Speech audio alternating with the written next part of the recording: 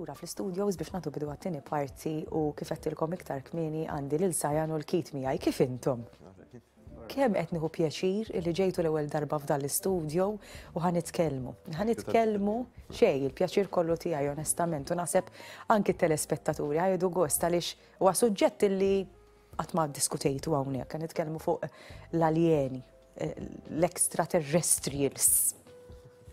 Jekkux veru jeżistu, jekkux veru jeżistu conspiracy theorists li jgħidu li jeżistu jew forsi għandhom xi hidden agendas.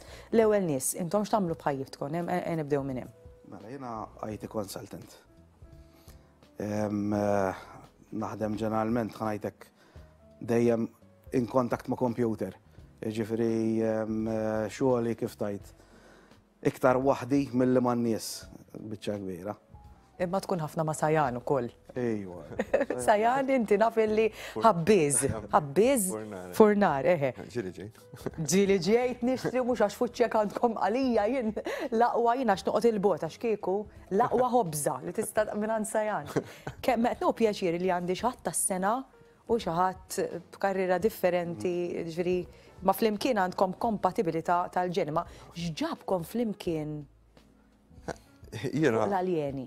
Jena kelli t-telet esperjenza tiegħi tipo u bdejt nikkomunika ma' n-nies, allora provajt nagħmel dokumentarju żgħir. Senna, meta tgħid esperjenza, ġifieri inti rajt bajnejk x'rajt? L-ewwel darba fin-97 rajt U4 Hamru, it-tieni darba l-Karkara 2009 u mbagħad l-aħħar waħda fil-2019. U minn hemmhekk iddeċidejt li nibda xi ħaġa fim tipo ma' xejn Malta fuq. Veru. U mbagħad l-ewwel kont ħanagħmel dokumentarju żgħir u mbagħad żviluppat għal podcast u mill-podcast mbagħad intqajt ma' Kit. U Kit kellu esperjenza wkoll tipo. Ngħidlek għaliex għandek żewġ tipi ta' nies. Għandek nies illi ma jemnux u nies li jemnu, però hemm nies illi huma xettiċi wkoll. Mintomx l-ewwel li qed tgħidu kellkom esperjenza, l-verità u ħafna nies illi raw affarijiet, però mbagħad isu some way along the line daw jiddeċiedu li huwa forsi rajt ħażin. Għax qisha isek jekk toħroġ hemm barra tgħid jiena rajt UFO jistgħu jgħidu dax qed itieħed, fimt? Għataw dik l-istigma sfortunatament mhux hawn Malta biss, ġifieri din hija mad-dinja kollha. Il-fatt li inti, anki il-fatt li tajt li rajt UFO, jew anki kellek esperjenza paranormali, in-nies mill-ewwel ishom jaqbdu jitqu bik għajdek. Aħna pereżempju li qed jagħmel Sajan u li qed nagħmel jiena min-naħa tal-paġna ta' Kuntatt UFO Malta hija illi qegħdin nippruvaw inkissru din l-istigma Malta u nagħtu spazju lin-nies. A safe space fejn jistgħu jitkellmu. Pereżempju Sajan aħna niltaqgħu ma' ħafna nies, Sajan nisimgħu ħafna stejjer. Jiġifieri n-nies jirrikorru. Għax ma m'għandhomx ma' min jitkellmu tipo għax jaħsbuhom imġienen ma fil-verità jekk tara x'inhu għaddej barra, għaddej studju u hemm il-kungress qed joħorġu l-informazzjoni. Ġifieri dak hemm studju mill-Gvern Amerikan sinjal li hemm xi ħaġa. Ġifieri most definitely hemm xi ħaġa li ma nafux nispjegaw. Aħna ngħixu f'univers, taf kemm hemm universi? Fil-galassja. Aħna ngħixu ġunivers. U ninħaraq għax aħna tismana nitkellmu aħna biss neżistu. U aħna fuq kulħadd u aħna l-aqwa kreaturi, ġifieri possibbli fil-galassja kollha universi differenti m'hemm ħadd jiena nemmen illi jeżistu kreaturi oħra. Però l-bniedem sfortunatament meta jiġi daru mal-ħajt u ma jkunx jista' jipprova l-argumenti ta' ħaddieħor jippreferi iwaqqa flok jagħti il-benefiċċju tad-dubju u having said this, hawn min jista' jipprova li hawn li jeżistu ħajjiet oħra. Ħajjiet oħra fl-univers m'iniex qed neskludi li m'hemmx ġifieri. Għax dan aqsek qiegħed f'nofs ta' baħar fuq dajsa, batt il-kopp, tellajt il-kopp u qatt m'hawnx ħut. Aħna laqas xem taħt il-baħar għadna ma nafu, għasab wara xem fl-univers kollu. L-ewwel nett il-fenomenu UFO għandu ħafna branches ukoll, ġifieri miegħu jorbot ħafna misteri oħra. Bħal? Pereżempju abductions, pereżempju crop circles, poltergeist. Għax xi ħaġa li n-nies kultant ma jagħmlux huma they join the dots. Meta ħna nitkellmu fuq UFOs, il-kelma paranormal ġejja mill-para, kelma Griega li tfisser beyond normal. Issa dak li aħna lejna huwa beyond normal huwa tfisser għax aħna m'għandniex il-mezzi biex inkejluh. Issa meta inti qed tipprova tirriproduċi xi ħaġa illi dina tirrikjedi terza persuna, biex inti ma tistax poġġi hemm barra tmur fuq irdum tajlu idirlu ħajdirlu, jekk din mhix xi ħaġa li tista' tagħmelha. Jew għall-inqas ngħidlek aħna sperimentajniha, ġifieri hemm dik li tissejjaħ CE5. Ma nafx hekk qatt smajt biha. Mela t-terminoloġija CE5 hija xort għal Close Encounters of the Fifth Kind. Issa ġeneralment in-nies semgħu the third kind.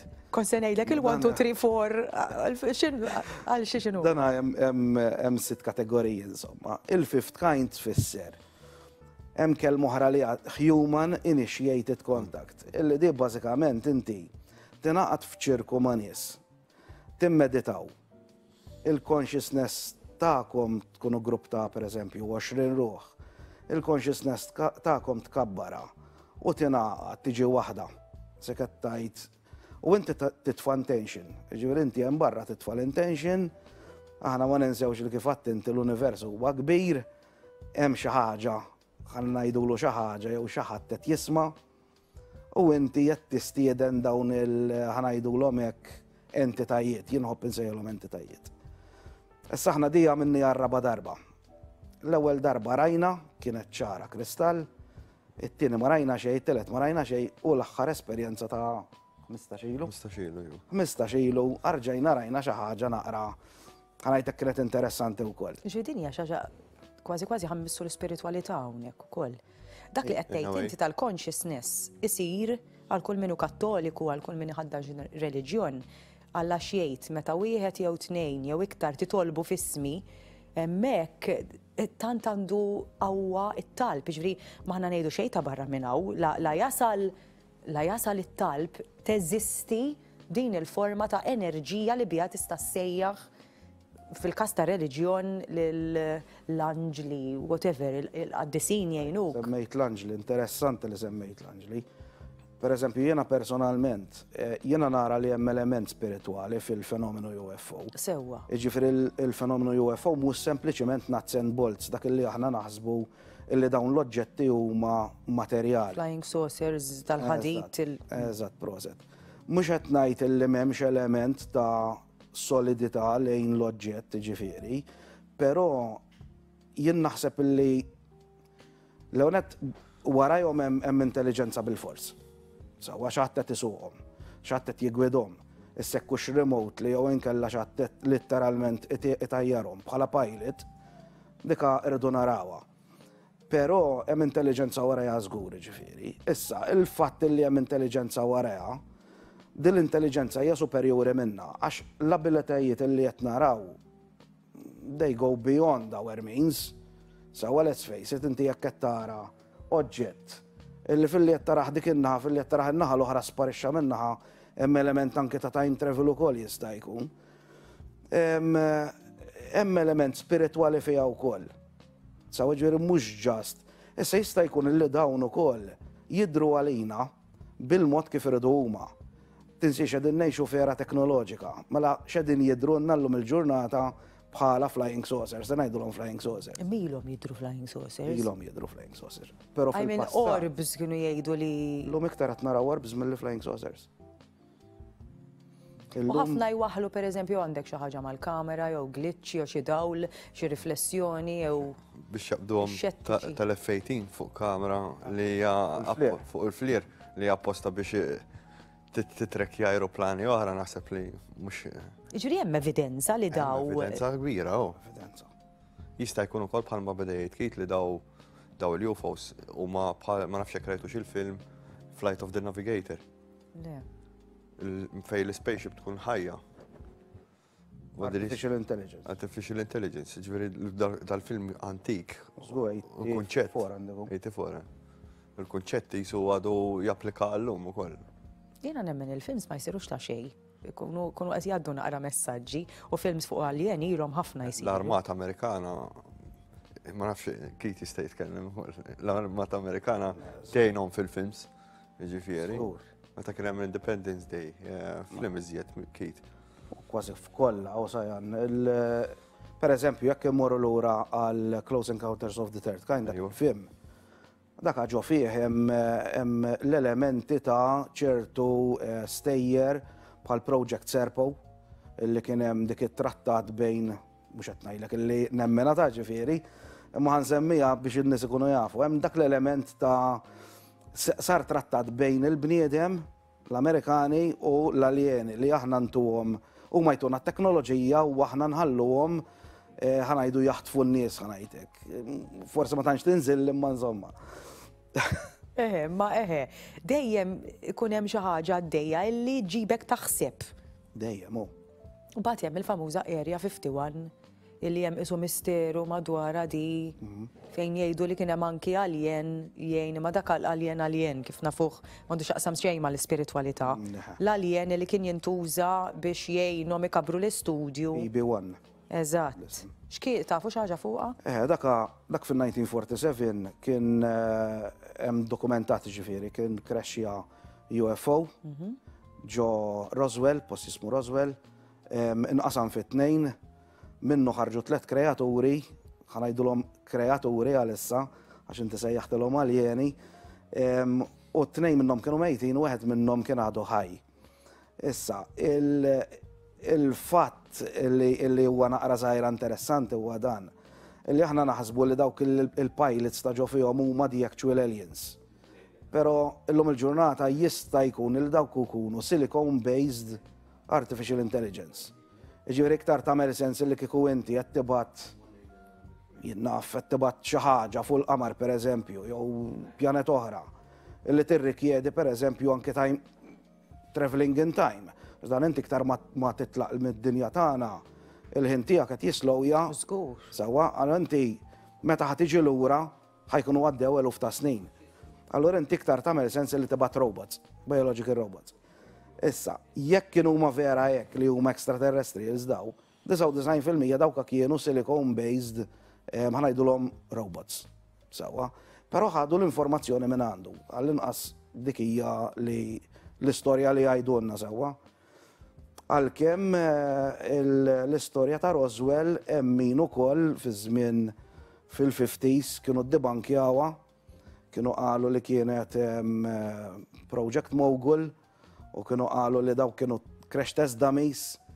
Imma llum il-ġurnata din joħorġu whistleblowers, llum ftit fadal nies ħajjin illi jafu bl-istorja, ġifieri li jgħixu l-era. Għalhekk ħirġa l-informazzjoni għax jistgħu jaħlu repercussions minn kien jaħbi l-informazzjoni. Allura tipo issa l-Kongress qed joħorġu l-informazzjoni għax daw in-nies laħqu mietu. Ma jistgħux jaħlu ħabs. Fimni l-Kongress li qed jagħmel qed juża l-iskuża tal-flus. They follow the money.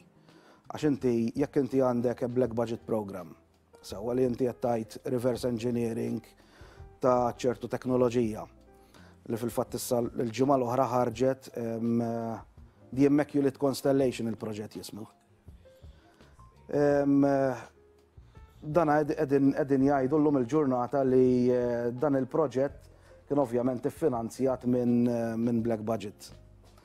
Allura ovvjament il-Kongress qed juża l-iskuża tal-flus biex inkunu nafu t-taxpayers ma nies fejn qed jintużaw bħal Issa, però l-Area 51 għada u lanqas hija aċċessibbli għan-nies le?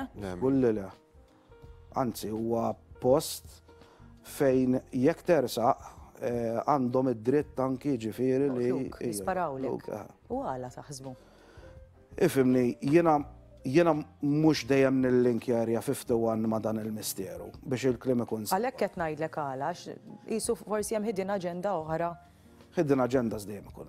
Dejjem ikun hemm. Ġifieri dawn da segreti ovvjament anki militari daħaj kollhom u jipproteġuhom bid-demm, ġifieri jipproteġuhom.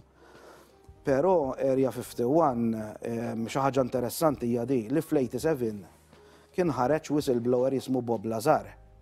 ma nafx hekk għandek x'amment, inti għandek ħafna knowledge mill-ftit li tkellimna fuq dawn l-affarijiet. Imma fuq da per se le, u qed nieqgħu pjaċiri li qed tituni l-informazzjoni intom. Da kien hemm dil-persuna Bob Lazar, Robert Lazar, illi skont kif ħareġ jgħid.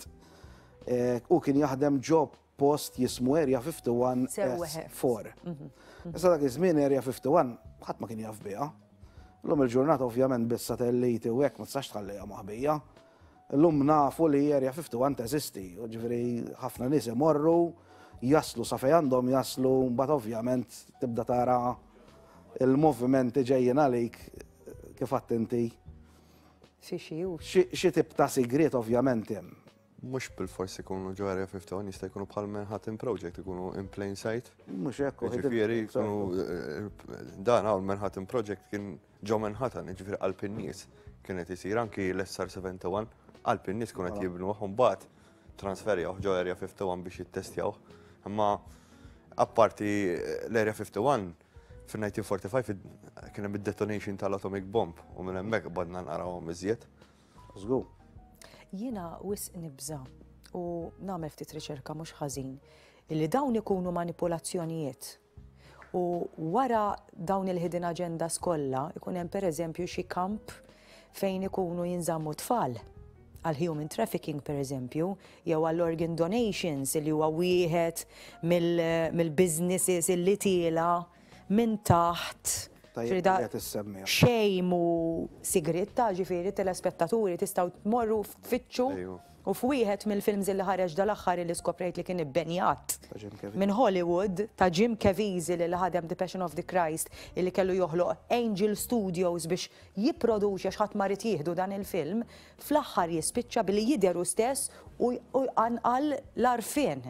Ġifieri jiena dawn huma affarijiet u għalhekk ħansaqsikom taħsbu li dil-biċċa xogħol ta' UFO tfisser unidentified flying object. Jekk mhijiex ħaġa spiritwali imma tintuża biex timmanipula dawn il-hidden agendas?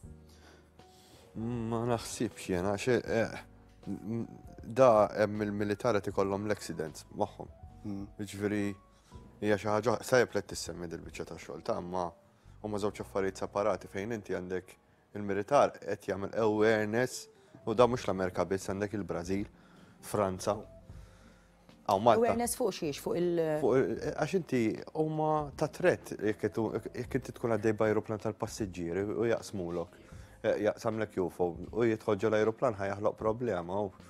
Għax huma qegħdin jużaw it-threat narrative. Ġifieri huma qegħdin jgħidu qegħdin jużawha bħala illi dawn il-UFOs il-ġurnata m'għadniex insejħulhom UFOs imma UAP. UAP. Li tfisser unidentified anomalous phenomena. Sewwa. Skużani, sakemm qed nitkellmu jitfa' fl-isfond mingħajr is-sound, please. Żewġ filmati li għandna li ġbittu intom stess. Ġbidnihom aħna. Sewwa. Mela kont qed tgħid UAP. UAP, Unidentified anomalous. Anomalous phenomena, qabel kienet aerial phenomena, sa bidlu għal anomalous ukoll. Da per eżempju dan il-filmat miġbud bin-night vision kamera. Ovvjament bajnejna bdejna naraw ħafna ħjar. Daka kien hemm out of nowhere ġifieri tfaċċaw 3 orbs li bdew mixjin flimkien u waħda minnhom bdiet tibdel il-pożizzjoni ġifieri fil-li tara. Mhux maġġel imma tisparixxi minnaħa u tidher oħra. Ġifieri kien hemm dak it-tip ta' movimenti. Għandna filmati oħrajn ġifieri, ovvjament ikunu tan-nies, allura jiena ġib dak li ġbidna aħna ngħidlek. Da pereżempju l-istess ġurnata. Naf li ħajkun hemm min jgħidu dak ajruplan u kien hemm misħab u jidħol u joħroġ. Ara biex nagħti naqra żgħira ta' idea, dana miġbud xi 15 ilu hekk mhux sejjer żball, kien ħafna riħ. Ġifieri sħab kien hemm mill-inqas. Sħab vera kien hemm mill-inqas minħabba r-riħ. Affarijiet konvenzjonali ġifieri bħal drone tkun iblaħ biex ittella drone f'dak ir-riħ, impossibbli tella drone f'dak ir-riħ. Ġiex kilometri l-bogħod. Żgur. Chinese lanterns żgur ma kinux, flares laqqas, ajruplani li għax nafu d-differenza bejn ajruplan u affarijiet oħra. Però ovvjament jiena mhux qed ngħid illi dak huwa hekk. Għalhekk unidentified u din nies irridu jifhmuha. L-kelma unidentified aħna oġġetti li inti ma tistax tidentifikaħ, ħadd ikklassifikah hemmhekk. Però ovvjament inti tibda tara l-movimenti tiegħu u tibda tara movimenti anomali. Triangle shapes of informazzjoni. Ġifieri ikunu għedin viċin xulxin aeroplani. L-aeroplani ma jistgħux ikunu. Li kont qed ngħidlek l-ewwel li bħalissa din jużaw in-narrattiva tat-threat. Aħna l-Amerikani nafu kif huma, l-Ingliżi jgħidu if all you have is a hammer, everything becomes a nail. Eżatt. Allora għalihom huwa threat li sa ċertu punt naqbel li it is a threat għax jekk inti għandek aeroplan għaddej u qed jiltaqa' ma' oġġett bħal dak. Issa jekkux he is being a threat, it is being a threat għax irid jew għax a byproduct tal-movimenti tiegħu u dik hija xi ħaġa oħra. Però qegħdin jużaw din it-threat. Xi ħaġa li n-nies kultant jiżbaljaw jaħsbu li dawn huma benevolenti. Ġifieri dawn huma l-inna jridu n-narġit u qed jiġu hawnhekk biex jgħalmuna. Meta nitkellmu fuq il-nukleari għax għandhom interess partikolari għan-nukleari dal-aħħar ħarġet mid-dejta, in-nies jaħsbu li orrajt għax qed jgħalmuna li aħna isek għandek tifel inti qed jilgħab bis-suffarini u qed toħodlu l-kaxxa tas-suffarini minn dejh. Allora mbagħad ngħidilhom Fukushima fejn kienu, fimt, Nagasaki fejn kienu, Hiroshima fejn kienu. Daw ma ġewx, fimt, waqfuna. Ħafna jgħidu wkoll u smajta di dal-aħħar jistgħu jkunu pajjiżi li għandhom high artificial intelligence kapaċitajiet bħal pereżempju Russja, illi għandha teknoloġija illi s'issa ma rajna qatt bħalu u qed timonitorja d-dinja pereżempju. Ma naħsibx, jien għax inti għandek il-Foo Fighters fin-1945, ir-Russja kienet għadha taħdem bil-faħam. Eżatt. Ma naħsibx li għandhom dik it-teknoloġija. Meta inti għandek qed taħdem bil-faħam u tara daw jagħmlu movimenti strambi, ġifieri, ma naħsibx li għandek. U inti qed li xi ħaġa aħna mela tal-avukata tax-xitana x'inħobb. Inti qed li s'issa għadna ma nafux x'inhuma issa għax unidentified, mela allura kif nafu li mhumiex benevolenti? Le ara mid-dejta